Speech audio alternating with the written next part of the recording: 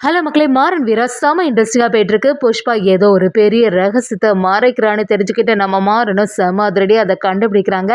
இன்னொரு சைடு புஷ்பாவும் எப்படியாவது ராகவன் கூட சேர்ந்து வாழணும்னு சொல்லிட்டு ஒரு செயலை பண்ணும்போது அதை பார்த்து ராகவன் சரியா காண்டாகி அப்படியே ராணியை வெளுத்து எடுக்கிறாங்க.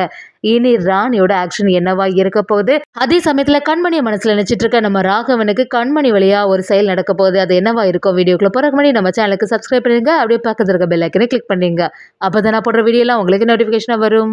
நம்ம மாறனும் வீரா கிட்ட போய் நடந்தது எல்லாத்தையுமே சொல்றாங்க. வீரா புஷ்பாவோட நடவடிக்கை எதுவுமே சரியில்லை, அவ நம்ம கிட்ட இருந்து ஏதோ ஒரு பெரிய விஷயத்த மறைக்கிறா அப்படி சொல்லும்போது வீராவும் என்ன மாறா நீ சொல்லிட்டு இருக்க? அன்னைக்கு புஷ்பா வேணும்னா நம்ம வீட்டுக்குள்ள வரும்போது பெரிய பிரச்சனை எல்லாம் பண்ணிட்டு இருக்கலாம். ஆனா இப்ப எல்லாம் அவ அப்படி செய்யறதே கிடையாது. எல்லா விஷயத்திலுமே ரொம்ப நல்லவா மாதிரி பெர்ஃபெக்டா தானே நடந்துட்டு இருக்கா அப்படி சொன்ன உடனே மாறணும் எனக்கு அதுதான் சந்தேகமாவே இருக்கு வீரா. எனக்கு நல்லாவே புரிய ஆரம்பிக்குது. அவ ஏதோ ஒரு விஷயத்த மறைக்கிறா. அது கூடிய சீக்கிரத்துல நான் கண்டுபிடிக்க தான் போறேன். நீ எதுக்குமே கொஞ்சம் உஷாராவே இரு. அவளை லேஸ்ல எல்லாம் நம்பவே செய்யாத அப்படின்னு சொன்ன உடனே நம்ம வீராவும் யோசிக்க ஆரம்பிக்கிறாங்க. மாறன் எல்லாம் எதுவுமே ஏதாவது தெரியாம பேசக்கூடிய ஆளே கிடையாதே. கண்டிப்பா ஏதோ ஒரு விஷயத்த தெரிஞ்சுக்கிட்டு தான் மாறன் இந்த மாதிரி நம்மகிட்ட சொல்லிட்டு போறான். இப்ப கூட இந்த புஷ்பா என்கிட்டயும் பிருந்தா கிட்டயும் நல்லவ மாதிரி தானே பேசிட்டு போனா. என்னவா இருக்கும்? மாறன் ஏன் எதற்காக இப்படி சொல்றான்? சரி, நம்ம பொறுத்திருந்தே பார்ப்போம், எதுக்கும் கொஞ்சம் உஷாராவே இருக்கலாம் அப்படின்னு சொல்லிட்டு நம்ம வீராவும் மனசுல யோசிச்சுட்டு இருக்காங்க. அந்த குடும்பத்துல இருக்கக்கூடிய புஷ்பாவுக்கு ராகவனை பிடிக்க ஆரம்பிச்சுட்டே இருக்கு. அப்படியே ராணிங்கிறத மறந்தே ராகவனுக்கு பின்னாடியே சுத்த ஆரம்பிக்கிறாங்க. இந்த குடும்பத்துல ராகவன் என்ன பிடிக்கும்னு சொல்லிட்டு நான் கொஞ்சம் கூட எதிர்பார்க்கவே இல்லை. ராகவன் கிட்ட சேர்ந்து வாழணும் போல இருக்கே அப்படின்னு சொல்லிட்டு அந்த ராணியும் அப்படியே ஒரு வேஷத்தை போட்டுட்டு வராங்க. ராகவன் கிட்ட பாசத்தை புழிஞ்சிட்டு இருக்காங்க. அதை பார்த்த ராகவனும் ரொம்பவே கடுப்பாகி என்ன எவ்வளோ தைரியம் இருக்கணும்னு சொல்லிட்டு புஷ்பாவை தள்ளி விட்டது மட்டும் இல்லாமல் என்னோட வாழ்க்கையில் நீ வரணும்னு சொல்லிட்டு கொஞ்சம் கூட ஆசைப்படவே செய்யாத. என்றைக்குமே என்னோட ஒய்ஃப் கண்மணி தான். கண்மணியை ஒருபோதுமே நான் மறக்கவே மாட்டேன் அப்படின்னு சொல்லிட்டு அந்த இடத்துல பயங்கரமாக பிரச்சனை பண்ண ஆரம்பிக்கிறாங்க. அந்த ராணியை தள்ளி விட்டது இல்லாமல் ராகவன் அந்த இடத்துல கிளம்பும்போது புஷ்பா அப்படியே பயங்கரமாக காண்டாகிறாங்க. எனக்கு யாருமே இந்த மாதிரி செய்ததே கிடையாது.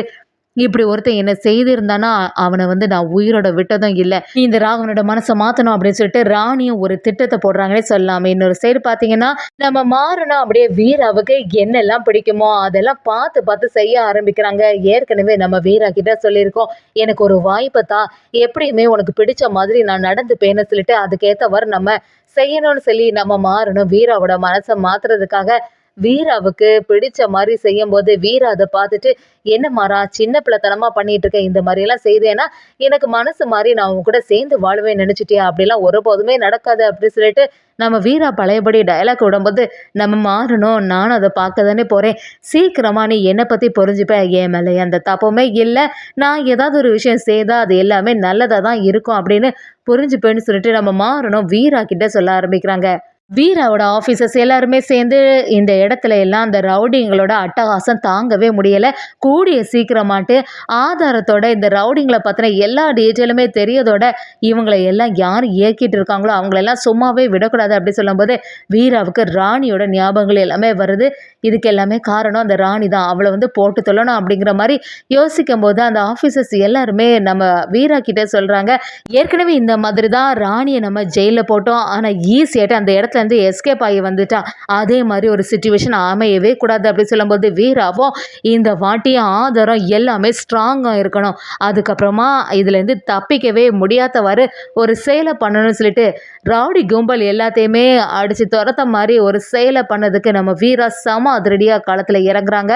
இன்னொரு சைடு பார்த்தீங்கன்னா அப்படியே ராணி யார் அப்படிங்கிற ஒரு உண்மை நம்ம வீராவுக்கு தெரிய வரப்போகுது. அதை பார்த்து அப்படியே நம்ம வீரா அதிர்ச்சியாக இருக்காங்க. மாறன் அன்னைக்கே சொன்னால் வீட்டில் இருக்கக்கூடிய புஷ்பா சரியே கிடையாது, அவளை நம்பவே செய்யாதுன்னு.